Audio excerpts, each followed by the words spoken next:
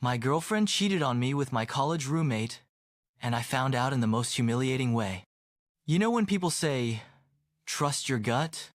Yeah, I ignored mine, and it came back to slap me in the face. Hard. Let me set the scene. I was in my final year of college, living with my best friend and roommate, Jason. We'd been tight since freshman year, drinking buddies, gym partners, the whole deal. Meanwhile, I had been dating Emily for 2 years. She was the kind of girl people would call wifey material. Smart, funny, always there when I needed her, or so I thought. Looking back, I should have noticed the little things. The way she started pulling away. The sudden study sessions that seemed to go on all night. The fact that Jason, who used to be the first to hype up our relationship, suddenly went quiet whenever her name came up. But I chalked it up to college stress. Then came the night. The night I found out the truth in the most embarrassing, gut-wrenching way possible. Jason and I had this tradition: we'd host these game nights every Friday.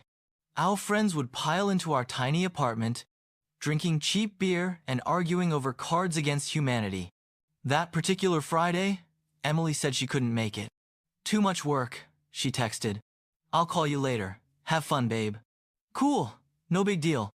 Except Jason also bailed last minute.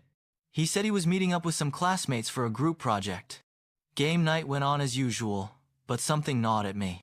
Call it paranoia, call it intuition, but I had this weird urge to check up on Emily. I knew where she lived, and since her dorm was only a 10-minute walk from mine, I figured, why not surprise her with some late-night takeout? Romantic, right? Wrong. When I got there, I knocked. No answer. I texted her. No reply. And then, just as I was about to leave, I noticed something. A familiar pair of sneakers, Jason's sneakers, sitting outside her door. My stomach dropped.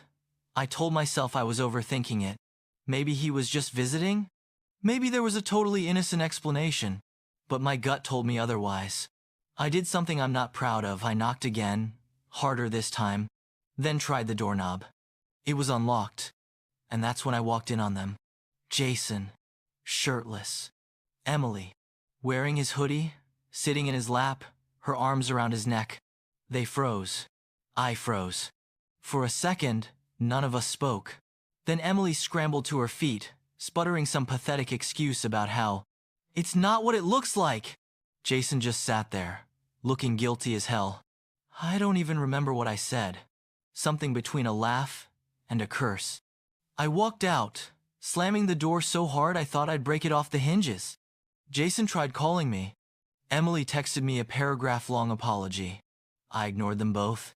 That night, I packed my bags and crashed at another friend's place. The worst part? They tried to spin it like I was the bad guy for walking in unannounced. To this day, I have no idea how long it had been going on. Weeks? Months? Who knows? All I know is that I lost a best friend and a girlfriend in one night. Moral of the story? Always trust your gut.